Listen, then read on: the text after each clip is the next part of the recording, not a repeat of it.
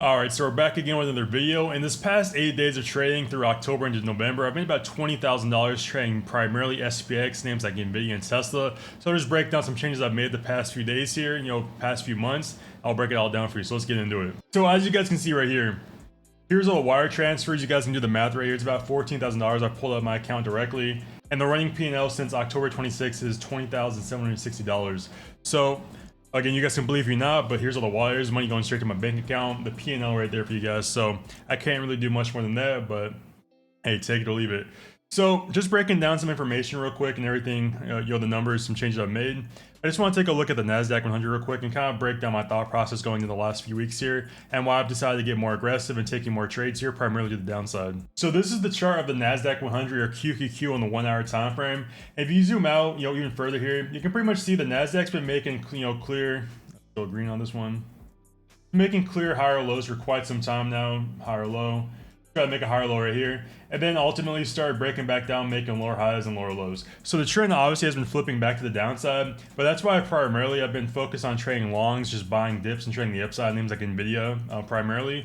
So back when Nvidia was consolidating around this range right here, if you guys don't recall, Nvidia spent like a month and a half consolidating between 195 and 170. So I bought some leaps on Nvidia down here, like at the mid-September area. It might have been down here, I don't recall. But I just rode those longs back to the upside. Then you kind of got this blow off top up here on NASDAQ, and then you start selling off. So I sold all my calls on Nvidia up here at highs.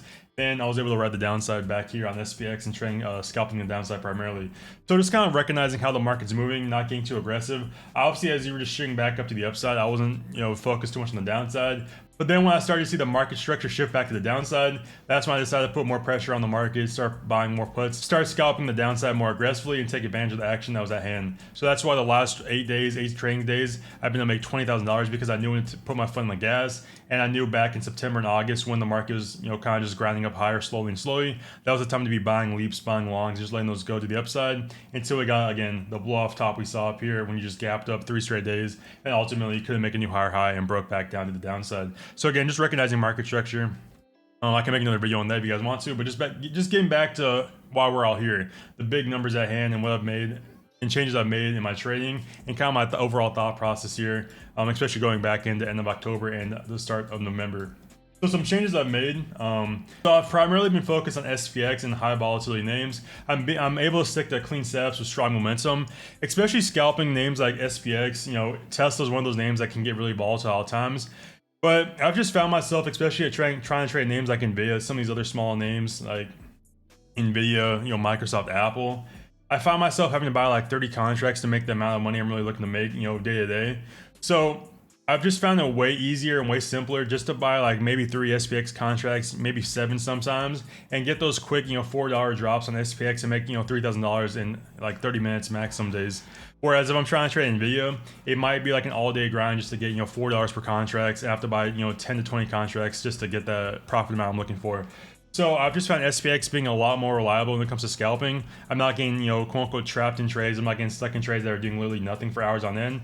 So that's why I've primarily stuck to SPX and gone this direction, as opposed to just scalping equities like I primarily was to start the year. So just a quick example of like the way Nvidia contracts are moving in particular. Just looking at Nvidia really quickly here, just so you guys can put this in perspective. On the day alone, Nvidia, today is November 7th, a Friday. So on the day alone, Nvidia is down about 3%. It was down about 4% at lows at 178. So Nvidia dropped about $4 or $5 in a straight line over the course of 1 hour. And just going back and looking at these contracts here on Nvidia, if you bought pretty much the exact low rate here on Nvidia, the contract at $2.40. These are the 185 puts, so pretty much at the money. The highs in the contracts at 179 hit highs of $6. So hypothetically, if you would have bought 10 contracts here and not scale out anything, just held those 10 contracts and sold the exact high, that would have been again about like $3,700 and over like a stretch of 60 minutes. But again, that means you're not taking profits at all, not scaling out on the way down as you're breaking support levels. And the action was relatively choppy on this day on Nvidia, or just the market in general. But just going back over another trade example up here on SPX, where I made nearly $5,000 in one session in about like 1 hour max. I just bought 7 contracts here in SPX, and the contracts are sitting down here about like $8, $9. And then once you got that quick drop on SPX and the name started going rapidly downside, the contracts printed to about $20 per contract or a return of 75% ROI, again, in like pretty much an hour and 30 minutes. So just being able to get those quick moves and capitalize on those quick moves because I'm scalping, and because I know the downside on names like SPX, once you start dropping aggressively, that's when the contracts really start appreciating in value, and that's when you start making lots of money really quickly and really rapidly on these names. So that's why I've been primarily focused on mainly trading SPX to the downside. I've taken calls here and there on SPX, but I found myself I get stopped out a lot because I'm looking for those quick aggressive moves to the upside, and for the most part, you don't really see those giant green candles to the upside like you do, like you see the giant red candles, because obviously people are more fearful. Because typically when the market's dropping, there's more fear in the market. You're dropping more aggressively. People are panic selling, but you typically don't see the action. You typically don't see people panic buying to the upside and the market shooting up aggressively. So that's why I've been primarily focused on trading the downside on SPX, because the contracts are appreciating rapidly, and I can make a lot of money, really fast returns in maybe like an hour to 2 hour stretch if I get the movement I'm looking for. Now, just because I'm making lots of money here and you guys want to try what I'm doing, I've been doing this for about 5 years now, just trading in general full time for the most part. But even I've been scared to trade SPX up until like a couple months ago, up until like May, June. But then once I started studying how SPX move, understanding like how the contracts move, where's the best buy-in price around $10 per contract, that's when I've been really able to excel here and capitalize on the moves I'm looking for.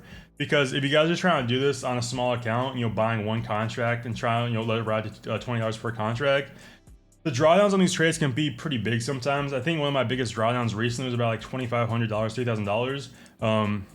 If you guys have a small account buying multiple contracts, you guys can blow up your accounts really quickly. But thankfully, my account's relatively large, so I can take decent sized trades, scale in and out, and not have to worry about the PDT rule. So again, just comes down to your account size, your guys' goals in your account. But for me, I'm at a point where I can just set my profits up and withdraw the profits daily and not have to worry about it, because my account's at a certain balance. I just take the money out above that amount, and my long-term portfolio is still growing year over year, month over month. So I just like to funnel the money back into that account and watch that thing grow.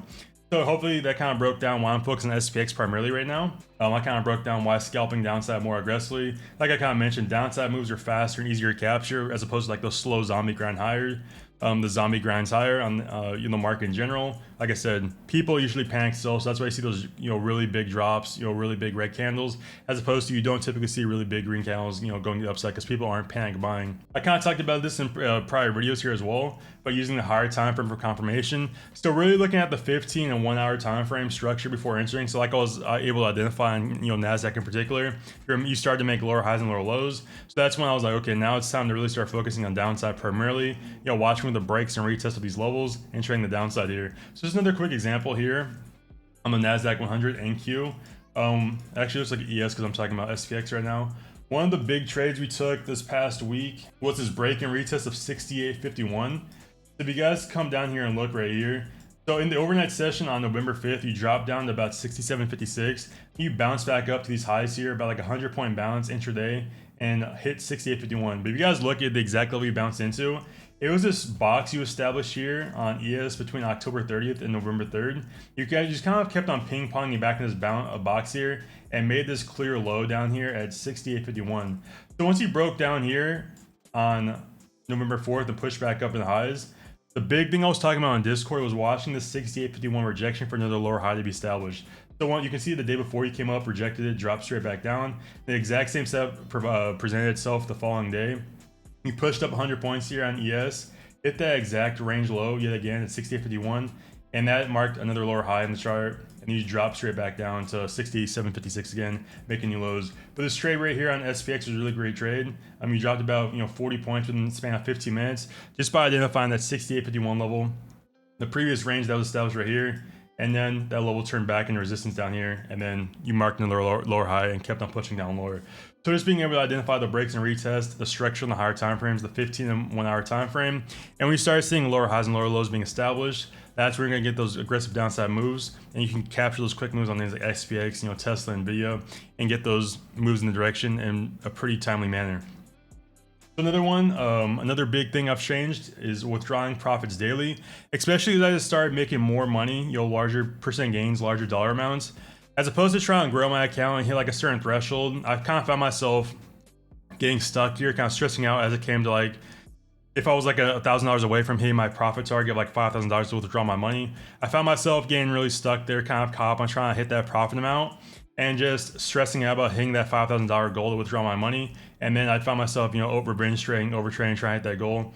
And I found myself losing on days of my withdrawal just because I was trying to get to that profit target and not following the trade plan, following was at hand because I wanted to make that money withdraw it. So you guys come back up here and look. That's why all these withdrawals right here, they're every single day because I've made money every single day here. But once I go past my threshold for the day, whatever amount I make on the trade, I just wire that money out, and it requires no stress because I have a set system. I have a set balance in my account, and any dollar amount above that, I just withdraw the money and take it out of my account, so I don't have to worry about it. So I found that to be more beneficial than trying to hit like $5,000, $10,000, as a profit target. Because as I started inching closer and closer, that's when I found myself going on tilt and getting too aggressive as I was about to hit my profit target because I was overtrading, getting over aggressive, trying to hit that dollar amount, as opposed to just following the trade plan, taking good steps and high quality steps. So that's why now I've gone to the, withdrawing profits daily. I just found more success with it as of late because I know what my balance is going to be every single day. I know what to expect. If I make money, I can withdraw money. And if I lose money, I always got to build myself back up to that threshold before I can start taking money back out again. So I found that to be really beneficial. It's led to less crash outs, less of me going on tilt, and I have a clear, focus and plan going in every single day. The goal is just to make money, don't lose money. And if I make money, then I get a withdrawal. I can reward myself. If not, then I'm back to square one. Just have to build my account back up to where it was. So withdrawing profits daily has definitely found myself to be really beneficial, and it's removing the emotional attachment to the equity, not worrying about the dollar amount of my thing, not worrying about the dollar amount of my portfolio, just following the trade plan, taking good trades. I kind of talked about this as well, but avoiding chop and forcing trades. So especially in SPX, the worst thing you can do is force trades and get stuck in choppy action. Because especially if you're trading short dated contracts in general, if the trade starts going sideways and working and going the wrong direction, or just consolidating sideways in a clear box, because you're trading short dated option contracts, you're obviously fighting against data and time decay going against you. Literally by the second, by the minute. So if you guys know when to avoid chop and where bad trades going to be, high areas, big areas of volume that's been established, you guys can look at the volume profile, for example, and it's just setting out those areas and knowing when to get aggressive in the market when there's low liquidity below. And just focusing on that action, that's when you get the best trades. That's when you get the quick subs, the fast trades, and one and done days for the most part in the stock market. So again, it comes with time. Being inside of Discord with me and Tyler is definitely beneficial because we have a clear or a better understanding for the most part about where the market's going to get choppy, where you could be forcing trades when to sit days out. So being inside of a Discord like that could be beneficial. But just in general, just watch my previous videos, knowing when to set out low volume, when the volume's really low, really choppy, and when you could be indecisive, like let's say there's FOMC the day before, probably not going to get too aggressive on the FOMC day, big earnings, just sting those days out. And just avoiding those days in general. There's lots of news, lots of fundamental news active in the market. And the final point here is sizing in with confidence, not emotion. So sometimes I will say, especially on SPX, that's why I like to start in with like 1 or 2 contracts. I try to buy in around like $12 to $15 for the most part, but sometimes I get too aggressive. I don't let the break and retest play out, so I get stuck on buying a big red candle, then it bounces back up against me aggressively. But that's not to say the trade plan is wrong. I just bought it at a not ideal time. So not selling for a loss and locking in that loss just because I bought the wrong time and the trade's still valid, but it allows me some opportunity to just size back into the trade, lower my cost basis slightly, and then just getting that drop down lower because the market structure is still clear of you making lower highs and lower lows, for example. Now I'm not saying the trade's going against you, you're clearly making higher highs and higher lows if you're looking for downside in particular. But when you're still in this overall structure, making lower highs and lower lows, looking for downside, just because you bounce back up and make another lower high, doesn't mean the trade was wrong, doesn't mean you should start panic selling. But that could also be another opportunity for you to size in and add some more contract to the trade and get a bigger return back to the downside because the trade wasn't invalid, just the original entry was a bad entry. Had to sit through a little bit of drawdown, and then once you get past that drawdown, you can make more money at the downside because you scaled in at an opportune time, and you didn't get emotional and just average in when it didn't make sense, just because the trade was going against you in the opposite direction. Making higher highs and higher lows, but scaling in when it makes sense. At resistance, at VWAP, at key rejection areas, like prior day lows, pre-market lows, stuff like that. Areas where it makes sense, where sellers could potentially step into the market and sizing in there, just keeping your risk really tight and letting the trade play out because the market structure is still clear of lower highs and lower lows. But until the market structure becomes invalid, you start flipping it back to the opposite direction. That's when you can sell for a loss and get out. But sizing in with confidence has really been the game changer for me as well. Starting out with 1 or 2 contracts, maybe my entry's kind of bad. It pulls back against me pretty quickly, but it allows me to scale back in with some size, adding like 3 or 4 more contracts and getting that drop back down to low of day like I was looking for. But just because my emotions got the best of me, I bought my first couple contracts at the wrong point of time, but the trade was still valid, just a bad entry, and you live and you learn.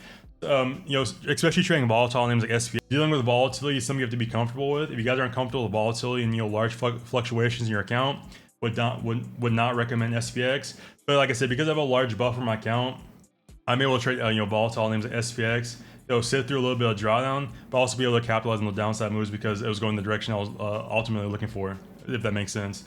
So that kind of breaks everything down. Kind of the change that I've made the last couple months here, just kind of taking a step back. And one thing I forgot to mention is, especially after hot streaks like right now, like I'm going through, I know I'm on a hot streak. I know I'm up a decent amount for the month so far, the last week and a half.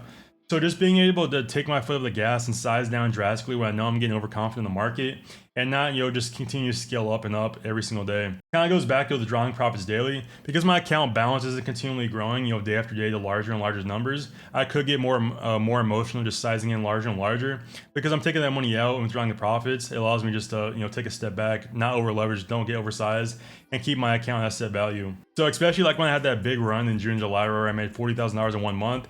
After July, after my birthday, I pretty much took 2 weeks off the market, just kind of relaxed. I was obviously looking at the market, but I know making $40,000 for me right now is not in the ordinary. Hopefully, the next 1 or 2 years, $40,000 a month is just an ordinary month for me.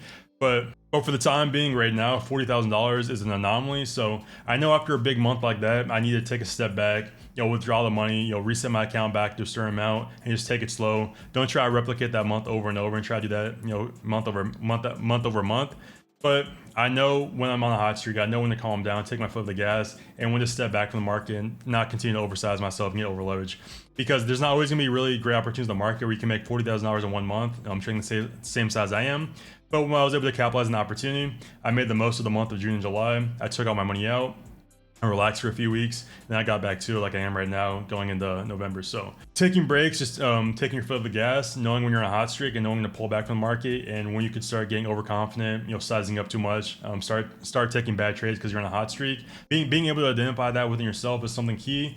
Some people have a hard time struggling dealing with their emotions in trading, but I've been able to get comprehension of my emotions the last few years.